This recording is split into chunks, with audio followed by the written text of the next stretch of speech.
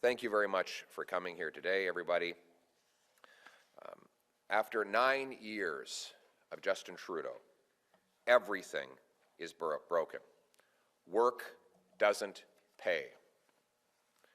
Housing costs have doubled, rising faster than in any other G7 country, to the point where 80% of Canadians now, for the first time ever, believe home ownership is just for the very rich. Vancouver and Toronto are now among the most expensive housing markets in the world. We have 1,400 homeless encampments in Ontario alone, 35 in Halifax. Food prices have risen 37% faster in the United States than they have in Canada, a gap that has appeared and widened with the application of the carbon tax on the farmers who grow our food and the truckers who ship our food. A tax that Justin Trudeau and the NDP Liberals now want to quadruple to 61 cents a litre, which would not only starve our people and kill our jobs, but would grind our economy to a halt. We know that President Trump would be calling all of our businesses, welcoming them to leave Canada and go south of the border where there is no carbon tax and where other taxes are dropping. It would be a gigantic sucking sound of Canadian jobs, businesses, and money heading south that would add to the already $500 billion of net outflow of investment from Canada to the U.S. that has happened since Justin Trudeau took office 9 years ago. After 9 years of Trudeau, we've gone from having equal median income.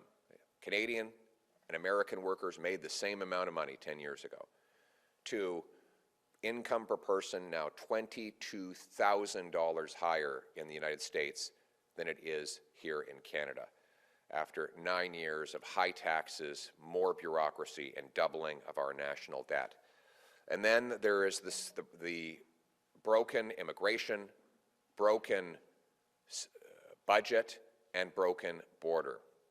Justin Trudeau is a weak leader who has lost control of spending, lost control of immigration, and lost control of our border. And don't take my word for it. Look at the facts. His own government admits there are as many as 500,000 people in Canada illegally. We know that seizures of fentanyl doses by U.S. Border Patrol at U.S.-Canada border have more than tripled between last year and this year. In 12 months to September 2024, 11,600 pounds of drugs have been seized by U.S. Border Patrol agents at the Canada-U.S. border. In 2024, U.S. border guards caught 10 times more people sneaking southward from Canada than in 2022. This is a problem that we expect will only get worse because we have 700,000 international students here now that Trudeau and his former immigration minister, Sean Fraser, hinted that they would be able to stay permanently. And now suddenly that message has reversed, and Trudeau and the NDP Liberal government say that their plan is to hope, with the honor system, that they will leave voluntarily. CSIS, and then there's the drugs. I'm quoting now from a document obtained by Access to Information by Blacklock's reporter. This is a briefing note the Prime Minister received almost a year ago. CSIS identifies more than 350 organized crime groups actively involved in the domestic illegal fentanyl market. And what has Trudeau done since he got this information back in January, almost a year ago? Absolutely nothing, other than try to legalize and liberalize these same drugs. He has weakened our borders, and he doesn't even inspect 99% of shipping containers that come into our country. Since Trudeau became Prime Minister, there's been a 632% increase in U.S. border control encounters with people illegally attempting to enter the United States from Canada. In the first 10 months of 2024 alone, U.S. Border Patrol has intercepted more than 21,000 people illegally crossing our border. And on top of that, doesn't include the dangers that are coming into Canada from the United States because of Trudeau's broken border. According to Toronto police, 82% of gun crime is done with American guns that Trudeau allows over our borders because of the weak inspection system and the drugs that come across the border, the existence of Roxham Road and other illegal border crossings that Justin Trudeau opened right after he put out a tweet to the entire world saying, "Welcome to Canada, come on in, we'll invite anybody across our borders." That chaos has persisted. It is clear that after 9 years, Trudeau is not worth the cost, the crime, the corruption, and the chaos. He has lost control of our border, lost control of immigration, lost control of our finances. And that is why today I am calling on the government to fix Trudeau's broken border. I'm demanding that the Trudeau government quickly present a Canada First plan to Parliament that includes increased patrols, working with provincial law enforcement, deploying new technology, cracking down on illegal drug production and trafficking, tightening visas, securing our ports, and expanding the mandate of CBSA officers to fix the broken border. These new technologies would include scanners, helicopters, towers, drones. We also propose temporarily deputizing provincial law enforcement whose premiers wish to fill in the holes the Trudeau government has caused. This, of course, is I'm embarrassed that we even have to suggest this, but it would be a temporary measure to fix what Trudeau, or to patch up the holes that Trudeau has opened. We need a real crackdown on illegal drug production and trafficking by reversing, for example, the C5 changes that Trudeau brought in, which reduced penalties for production and trafficking of hard drugs. We need boots on the ground, scanners all around, and a stronger border. We need to expand the mandate of CBSA officers to enforce the law beyond border posts. The reality is that Trudeau has lost control of the deficit of immigration and of our border. In less than 2 months, President Trump will come into office. He has threatened the possibility of imposing tariffs unless there is action to address Trudeau's broken border. Since Trudeau became Prime Minister, there have been massive increases in illegal border activity. It is his job to immediately introduce action to solve it. Now, it's not just for Donald Trump. Frankly, we have to acknowledge that he is the new President of the United States of America, and we have to protect our economic interests, but we have to protect our own interests.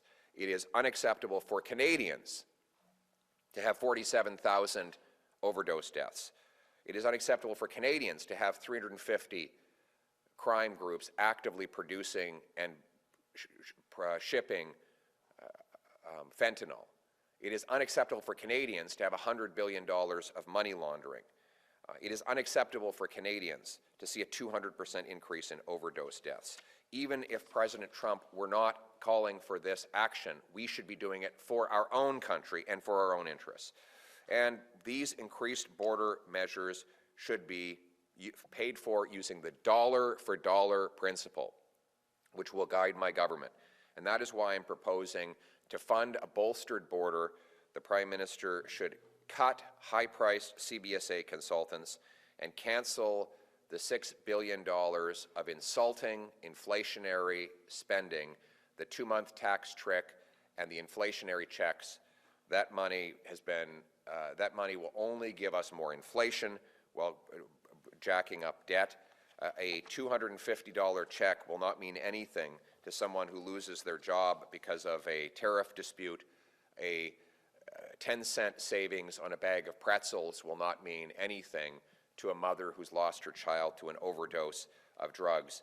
And as for getting it passed, while we will plan to continue insisting that the Trudeau government stop blocking Parliament and release all the data to the police on the Green Slush Fund scandal, we will make accommodations to quickly pass a border plan if it goes towards fixing Trudeau's broken border, so we can get it done. There are no excuses. Justin Trudeau has had 9 years, and the results are a disaster. But the good news is, life was not like this before Justin Trudeau, and it won't be like this after he's gone. We're going to bring home a common sense plan to axe the tax, build the homes, fix the budget, and stop the crime. That requires a strong, robust border, like the one we had before Trudeau, with boots on the ground, with security at our ports, and other land entries. It means a stronger armed forces, stronger police, and stronger law enforcement. It means protecting our people against the world's dangers. All of this is for the singular purpose that I am running for Prime Minister, which is to restore Canada's promise. That is, a country where hard work earns a powerful paycheck and pension that buys affordable food and homes in safe neighborhoods. A country where anyone from anywhere can do anything. In Canada, let's bring it home. Thank you. We'll now take questions from the floor. Thank you. Jeremy from CTV News. Your party continues to lead public opinion polls. If you form government, how quickly would you meet NATO's defense spending target of 2%? Well, that's a good question. First of all, let's all acknowledge that I will be inheriting a dumpster fire of a budget. The national debt has been doubled. The deficit is raging out of control. We know last year's deficit was at least 20% bigger than Trudeau claimed. The Prime Minister won't even tell us what this year's deficit is after having asked him all of those times. Our economic growth is collapsing. Per capita GDP dropped for 6 quarters in a row. I'm not saying this to dodge your question. I'm just telling you the mess I'm going to be inheriting, because we have to fund our military out of the money that we have. What I have said so far is that I will be cutting foreign aid by taking money away from dictators, terrorists, and global bureaucracies. I'll be cutting back office bureaucracy and ending the procurement boondoggles. We will put all of that extra savings into rebuilding our armed forces, expanding the reserves, and deepening our presence in the north to protect our part of North America and reassure our American allies that we are a solid security partner. That is going to be necessary, not just for our security, but for our economy. Thank you. Next question. Good morning, Mr. Polyev. JP Tasker, CBC News. Can I ask you about asylum seekers? The number of asylum seekers has essentially tripled over the last 7 years. We're up to 130,000, on pace for more this year. The number of resettled refugees has also doubled. Is it time for a hard cap on the number of asylum seekers and refugees, and what's an acceptable number to you? I think it is time for a cap, and it's time to get rid of all of the abuse. One of the problems we have now is that Trudeau got rid of the visa requirement for Mexico and basically allowed thousands of people to come here who are not refugees, who are ultimately rejected as refugees, but only after many years of us paying their bills and funding their legal cases and paying for the bureaucracy of treating their case.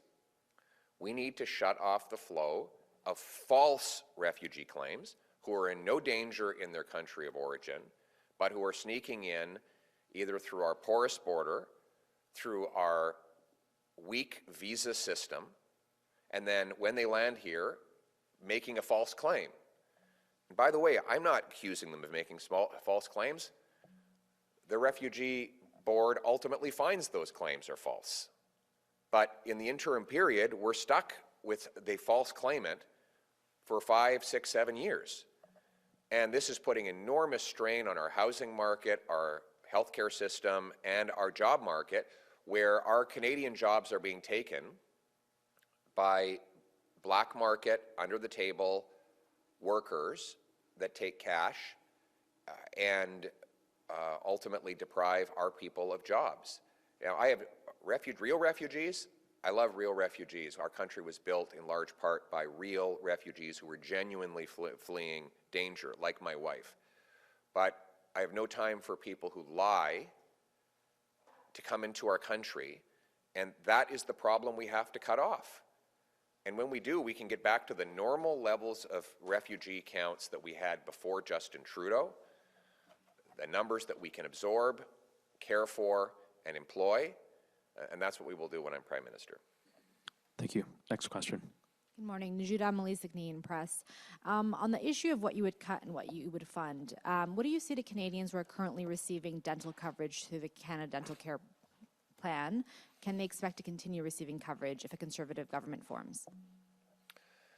Well, right now we have a lot of promises from Justin Trudeau. The biggest winner so far has been Sun Life, the insurance company that got the contract to deliver this. Justin Trudeau is making a lot of very big promises, but on all of those promises, he's failing to deliver. So we're carefully looking to find out what numbers are true. We're not going to regurgitate government numbers that prove always to be false later on. I think it's unfortunate that so many in the media simply regurgitate government talking points rather than actually doing the serious analysis. I mean, you guys all reported that the carbon tax was going to make people better off, and then what did we find out from the parliamentary budget officer? That 100% of middle-class Canadians are worse off from the carbon tax. 60% of the population will pay more than they get back. But if we had simply believed the talking points from the government that the media regurgitated, we would have been fooled like all of you. So am I going to just take Justin Trudeau's word for it on these promises? No, I'm not. I'm going to look at the numbers and see what he's actually delivering and then act in the interest of all Canadians. In English, please. Oh, thank you. All right. What was the question again? I'm sorry. The question about the meeting, look, I just felt, well, while I'm a critic of Mr. Trudeau's, I did feel badly that he went in with such a position of weakness. Normally when a prime minister goes to the United States to meet a president, they're looking to make gains. What gains did we hear from Mr. Trudeau? None. He's just trying to limit losses. Did he come back saying we're going to get an exemption to Buy America, like Harper achieved from Bush? No, Buy America is still in place. Did he say we're going to get an end to the softwood lumber tariffs, like Prime Minister Harper got from President Bush? No, not only are they still in place, Biden just doubled them. All Justin Trudeau offers is minimizing losses. This is the consequence of having a weak prime minister who's lost control of our borders, lost control of immigration, lost control of crime and drugs, and lost control of our economy. And Canadians are paying a dreadful price for everything that Justin Trudeau has broken. And we need a strong prime minister who has the brains and backbone to put Canada first and to fight for our workers and our security. Thank you. This will be the final question. Mickey here with Politico. Who from Trump's transition team have you or your party been in touch with since the U.S. election? I'm not the Prime Minister. Thank you. Thank you very much.